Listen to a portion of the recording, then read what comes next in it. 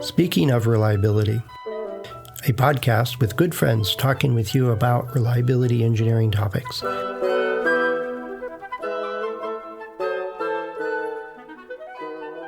Welcome to Speaking of Reliability. This is Fred Schenkelberg. And this is Chris Jackson. And we're going to talk about things that go boom today. That's not what you told me this topic was. There's things that were so reliable that I thought it was heading that way. I think you're talking about stuff that could be a catastrophic failure if it really failed hard. Right. Yeah. And the reason why we've started talking about this today is because my native Australia recently had an election where the federal opposition was posing the idea of creating a nuclear power generation industry where there previously was none. And with my background working not in the nuclear industry, but within the risk management society, so to speak, that focuses on the nuclear industry, it was, I found it completely unacceptable as an engineer that there was no one talking about what they needed to talk about when it came to the risks and rewards of nuclear energy. It was as if all we need to do is sign up, get the books, follow the diagrams, and everything will be okay. Where a safe nuclear industry is actually a product of a really robust and complex relationship between the industry itself, the stakeholders, regulatory bodies, et cetera, et cetera. We've got some pretty spectacular examples of what happens when that goes wrong. It's just something you can't switch on easily and switch off. Oh, the amount of redundancy. One of the classes I took in my master's program was on modeling systems like a nuclear power plant. And so we had the instructors had a handful of, this is what it really is. Here's the diagram. Let's pick just this part. And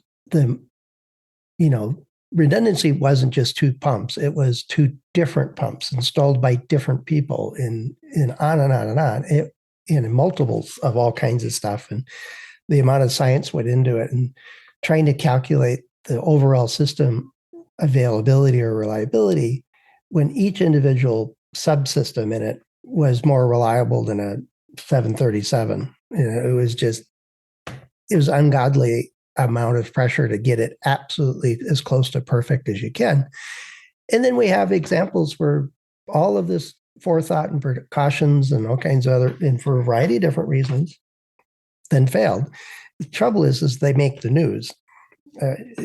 Same for all kinds of products, not just nuclear power plants. But I think there's a second issue with that is that even though it's rare that these systems fail, it gets on the news and it creates a fear factor in how it's set up and run.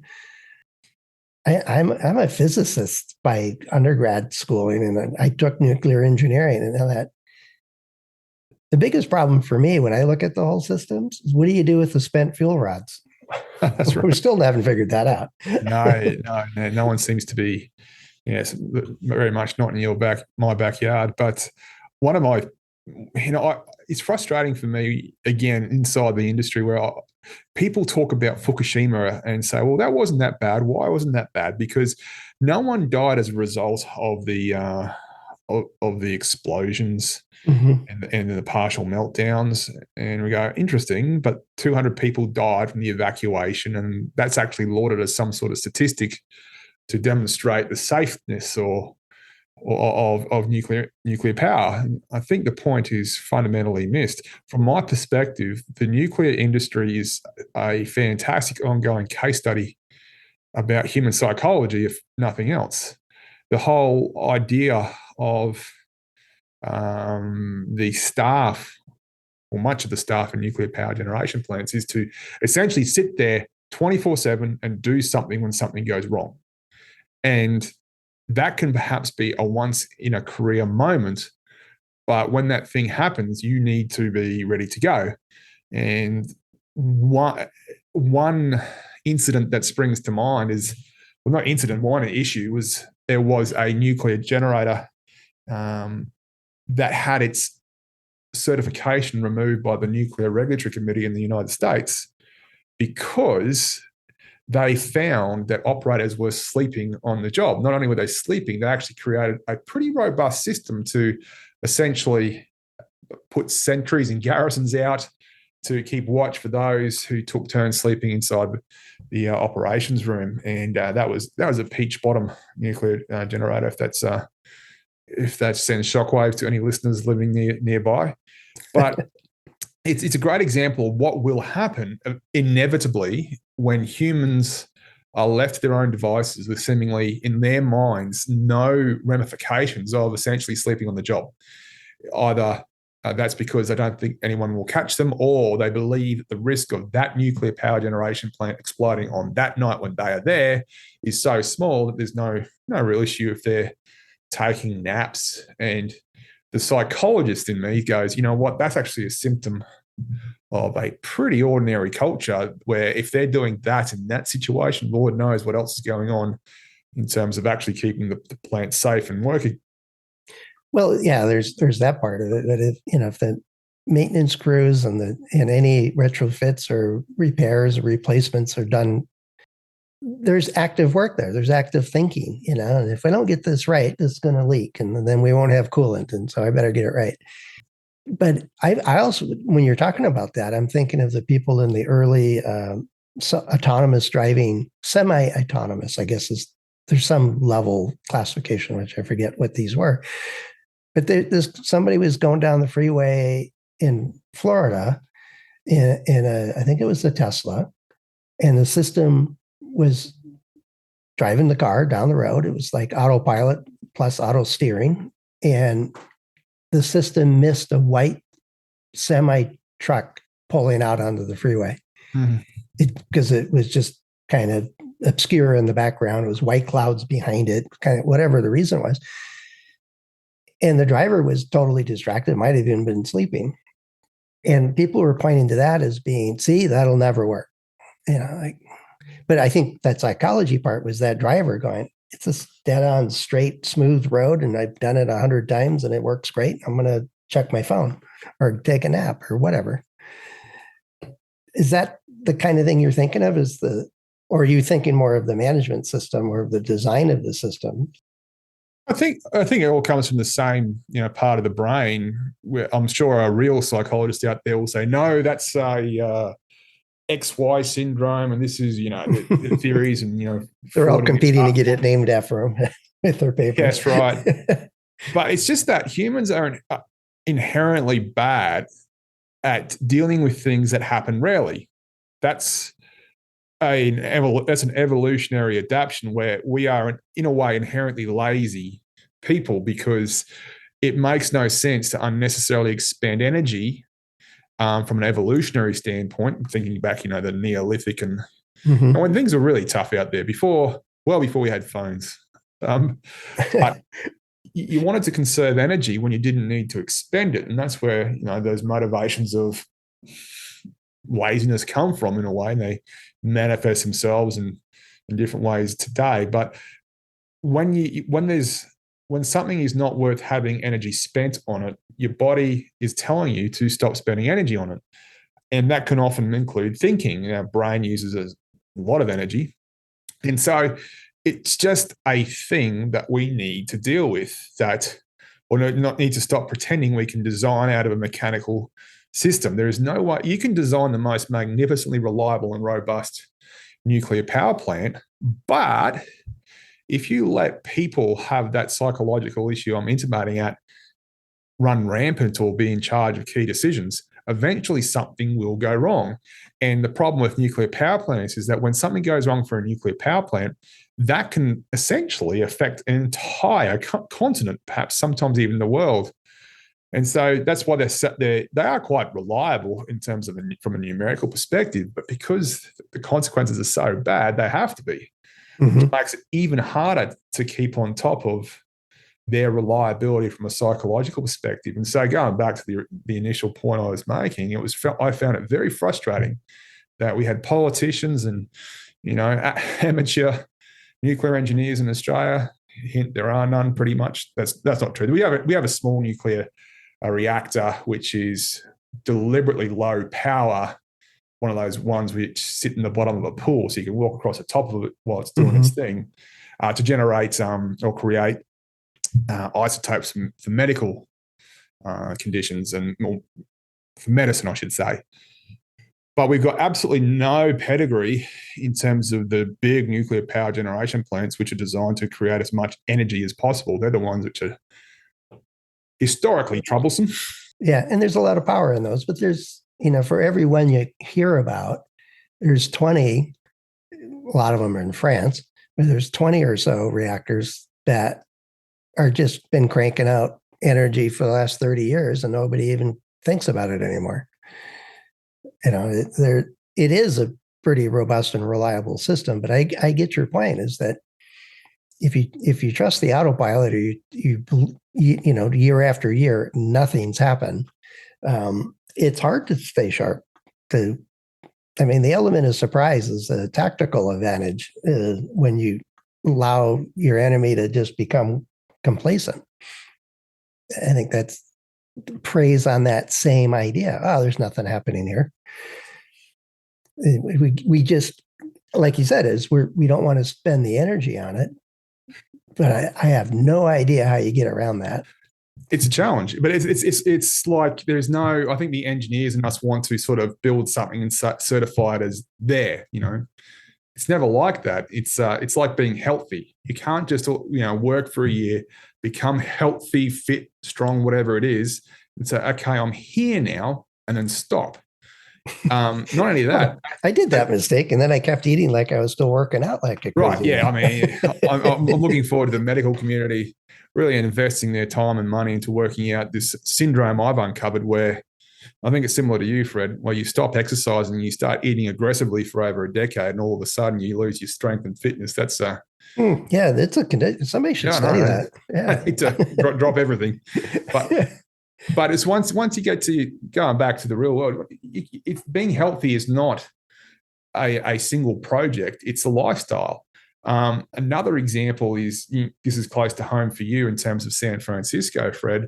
There was an aircraft, I forget which airline, so I'm not going to try and, I think it was an Asian airline, I could be wrong, where essentially on approach, the pilots stuffed up the landing, and that was because on that particular day, the autopilot or the automated landing system on the plane was switched off. It had to be because there was like a bit of wind shear or something like that, and because these pilots had essentially forgotten how to land or weren't as competent at landing because they had so many automated landings, they stuffed it. Yeah, I remember that one. They were like 100 feet too short or too low and hit the embankment at the end of the runway, basically. They couldn't, once they recognized they had a problem, they didn't have enough time to power out of it, to pull up. Right. And they just crashed. Nobody got killed as far as I remember. I think they slid to a landing and all evacuated. I think you're right.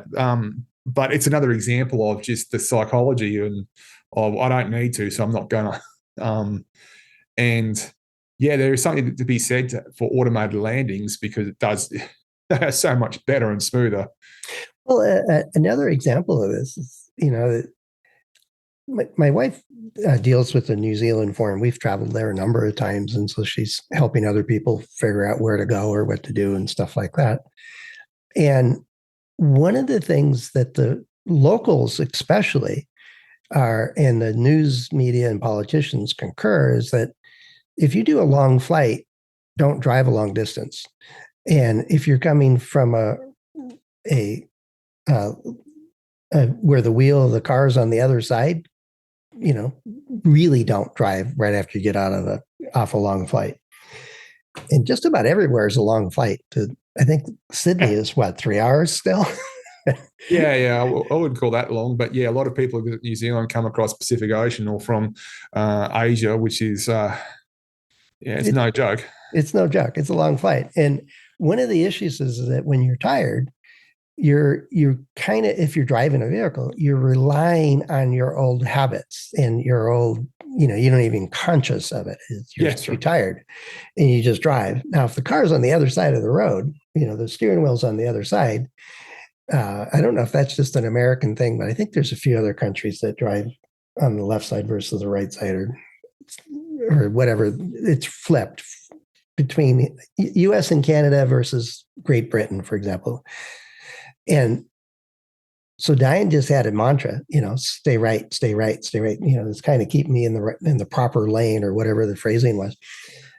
But once you're tired or fatigued at all, or you've been there for a few weeks and then you pull out onto the road and all of a sudden you're on the wrong side of the road, because the instincts, our habits, play a role there too. And so the issue with the folks in New Zealand is that tourists show up and they think they can drive 6 hours after they land off a 12-hour flight, and they have serious auto accidents. And so it's a safety issue is what they're looking at. But it's that same not paying attention to your brain or your mental powers, your ability to focus, those kinds of things can get you in trouble real quick. In designing a system, I think there's been a few cars that have said they had a system to detect if you were getting drowsy. Yep. And then they would beep at you. That provides a level of assurance that, if I start dozing off, it'll catch me. That's not a safeguard. That's kind of last ditch effort here. That's something, that you need to actually stop and get some rest or change drivers or something. Well, a similar thing happened for the, I don't know what you call the people who build skyscrapers. There is a term out there. But, back in the day when you had usually men climbing hundreds of meters and hundreds of feet in the air to build skyscrapers, they were walking around beams and girders without any safety equipment, without any harnesses. Yep. And of course, now you have harnesses, now you have helmets, but there hasn't been an appreciable reduction in fatalities and injuries. It's just so happened that those gentlemen who were doing their thing pre-harness and helmet, they were so focused on not dying, it was so built into everything they did, that they went about their business in a very, very careful way. And of course, as soon as you put a harness and helmet on, a very human reaction is to be more confident about certain things, and it's when you're operating at heights. And so some of the things that were being done previously in terms of how they would just literally walk around in a very safe way, that went away. And now you have a comparable amount of injuries and deaths still, even though you have what would appear to be a quantum leap in safety equipment. But again, it's all about down to psychology. Yeah. So how do you, we can design a really, really reliable harness and rope system, but it can only take so many falls. It's kind of what I think you're saying is that at some point, then that harness is going to fail. You won't be able to wear the one that will never fail. You won't even be able to climb up into the building. It'd be so damn heavy, which would be a design to keep you from falling off a building. Is just physically can't get there. That would be one way to do it. Yeah. But all of these have trade-offs. And I don't know how many designs actually take into account that psychology, the fatigue part or the loss of focus or the underestimation of the risks involved, especially, and I agree with you, is the way we started this, is that the very rare events give us a false sense of security, unwarranted for the amount of damage that a failure could occur. Well, the nuclear industry does actually have a lot of human factors research. In fact, I believe that's, if you want to learn about human factors reliability, pretty much everything you cover these days has its roots in the nuclear industry for this reason. Yeah, I think it's there, and airplane cockpits is another area. Yes, so I'd agree with that too. Yeah, and that particularly with user interface. Yeah. A good example of cockpit psychology. I don't know if this is psychology, but essentially, what's the? You can tell I'm not a pilot. What's the instrument which indicates your pitch and yaw? Which I don't know. It's the thing that does the pitch and yaw.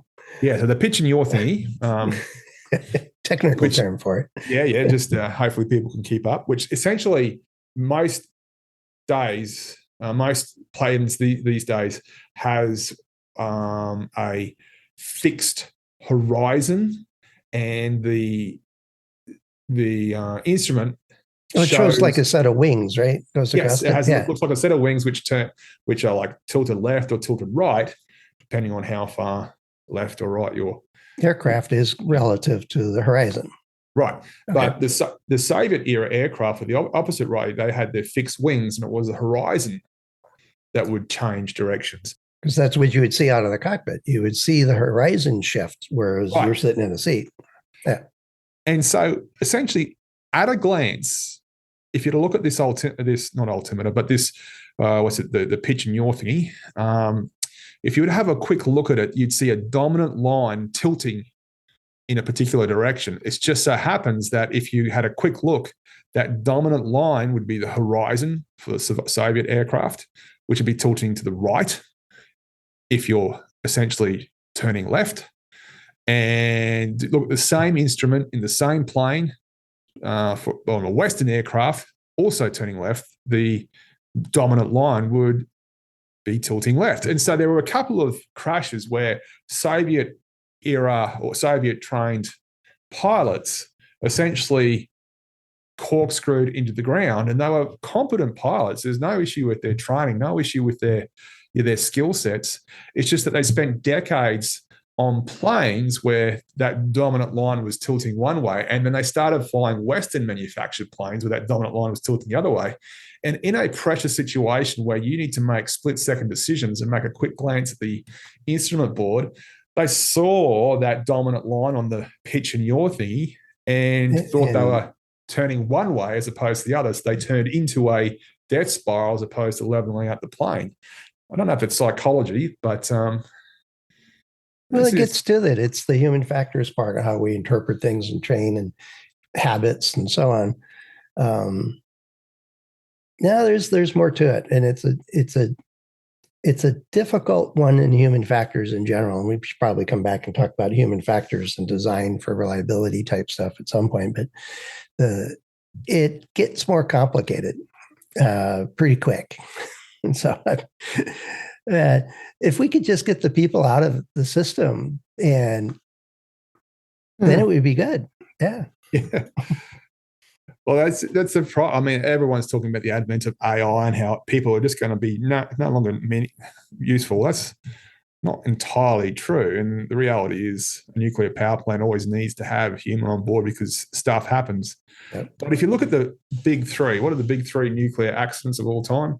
3 Mile Island, well, simple mechanical failure where everything would have been fine if the operators did not touch a thing. So, number one. Yeah. Number two was Chernobyl, where they were doing experiments. Running an unauthorized experiment, and a design flaw with that particular reactor essentially exploded, made the entire core explode. And by the way, I think 2 years earlier, that design flaw was discovered at the Ignalina nuclear generation plant, but because the then Soviet government was repressing any sort of talk of failure or negativity, that information was not spread across to different power plants. So that's number two. And number three is Fukushima, where you have, and this is a great psychology case study, where you had a culture of the regulatory committee or regulatory framework essentially being made up of junior, less well-paid nuclear engineers who were responsible for saying if nuclear power plants were good to go or not, because their career path almost always involved them being promoted in a way out of the regulatory body and into the workforce of the different nuclear power plant operators. They paid better, they paid more, so it was seen as a promotion to work for the operators, which meant that as a junior nuclear engineer seeking employment eventually with one of these organizations, it's very challenging to call out organizations that you want to be your future employer. Okay. And so, of course, Fukushima had lots of really cool generators out of the tsunami zone to to power emergency cooling systems, but they all piped into a single transfer station, which was in the tsunami zone. So it's just an attempt to cut corners and cut costs. They sort of said, well, we'll half do the thing to protect us against tsunamis. But of course, there's no such thing as half protecting yourself against a tsunami. And again, another psychologically based root cause of failure. Yeah. Geez, I'm not asking you to come to my design review. Great. Sure. Well, why not? Don't you want it to work? And oh yeah. No. See how good the design is first, and then I might let you peek at it for a moment or two. But anyway, it's an interesting issue. It covers big and small ones. The ones that are nuclear power plants tend to make the news, where if your wristwatch strap falls off, you go buy a new one. But it could be the same fundamental source of the problem of where that design failed. And yeah, humans are a pain to design for. But if you're in the design world or in one of these more complex, high risk type or high consequence of failure type scenarios, how do you deal with it? How do you deal with the human element that's in your systems? Let us know. Head over to ascendoreliability.com/go/SOR. You can find a couple of ways to get in touch with us. Chris and I and the other hosts of the show are available through LinkedIn and our About pages. So plenty of ways for you to chime in and give us an idea or a suggestion or a comment on one of the episodes. We'd look forward to hearing from you. So now I just don't want to get on an airplane today, I tell you. Yeah. It's a bit of a challenge, isn't it? With reliability engineering, we often do case studies on air crashes and then finish our job and catch a plane back home. It's I used to get on, I was commuting up and down the West Coast for a couple of years, and I was keeping track of which aircraft I was on. United at the time had a booklet that had all the tail numbers. And I flew, I don't remember the exact numbers, but there was like 150 or 200 737s in their fleet at that time. And I flew on like 94% of them, and only 3 of them twice. They rotated those planes for short hops, long hops. It's all kind. So if you ever forget something in the back seat of on an airplane, it's gone. Yeah, it's not coming back around for your return flight. It's very unlikely. But anyway, thanks, Chris. Thanks for the idea there, and we'll chat with you real soon. Always a pleasure. Thanks for listening to Speaking of Reliability. We invite you to join the conversation. If you have a question or a topic that you think we should discuss in a future show, please let us know. You can find a comment box below the episode show notes, or just leave a note as part of a review on iTunes.